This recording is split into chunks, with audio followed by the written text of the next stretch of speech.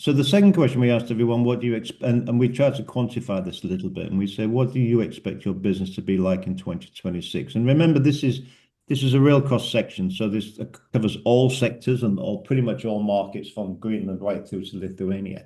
What do you expect your business to be like? And again, the most common answer is up to a 10% increase. There's a few people a little bit more optimistic than that. We're looking for over 10%, and a few saying it's about the same. But generally, again, the sentiment is very positive, up to 10%. So I think we all have a reasonably good way of looking at this and actually being positive about our prospects for 2026. And then we asked them, why do you think this is? What's the reason? Why do you give these positive? And we split it into three sections. And the first section we have are what we call the optimists.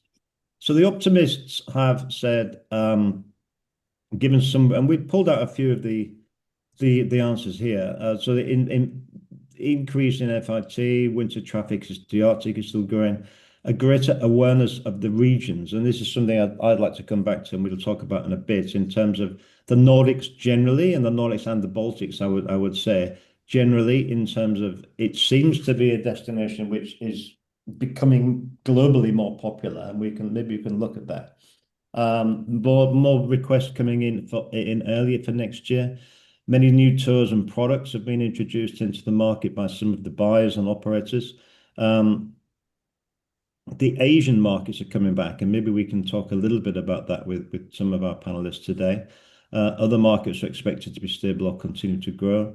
The dreadful coolcation word raises its head again.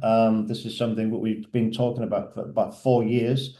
And we can discuss whether this is a thing or is not a thing, but it certainly seems to be commonly mentioned throughout either by suppliers and by buyers. More flights, Ansi, we look forward to discussing that with you shortly, but there does seem to be more uplift into the Nordics from many European destinations. And many of the people surveyed actually said that 2025 was their best ever year.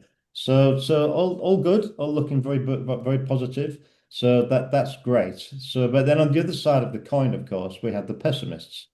So the pessimists were saying, well, actually, the Nordics, I'm not quite sure what they mean by the stagnation of popularity, but maybe an increase in prices is the more significant thing we should be thinking about. There are concerns that the prices in the Nordics have gone up substantially, and that's scaring people away, particularly with a lot of economic uncertainty in many countries across Europe and indeed in the USA.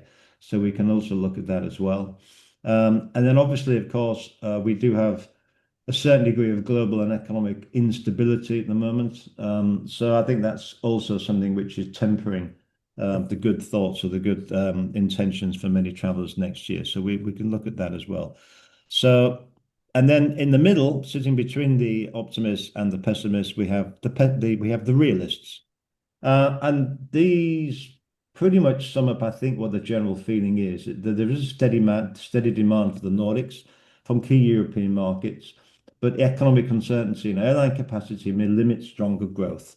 So this particular person is forecasting only a moderate increase. Many international markets are recovering. However, the geopolitical situation and instability continue to affect tourism in a negative way. And again, the third comment here, expanding the range of winter activities and summer experiences, but many winter activities have now become too expensive for many of our guests from our traditional customer base. And then I guess there's a little curveball here. We're talking about AI, and this particular survey respondents have said those who are AI ready will enjoy exponential growth. So maybe we can dab a little bit into the world of AI in a bit. But let's finish with the final slide, Paul. Oh, no, it's not the final slide. So, and are there any new developments, projects, or initiatives that could help improve tourism? And the answers are, again, more direct routes as airlines, easy B2B booking tools, integrating AI, increasing in rail travel from the UK and the European markets. Rail travel is something which we've talked about many times before. And again, continue to push to shoulder seasons and new destinations to avoid overcrowding. I know Agnia, I know you have some comments on shoulder traffic to Estonia, so maybe we can talk about that in a bit. And then the final slide was what looks to be your strongest incoming market for 2026.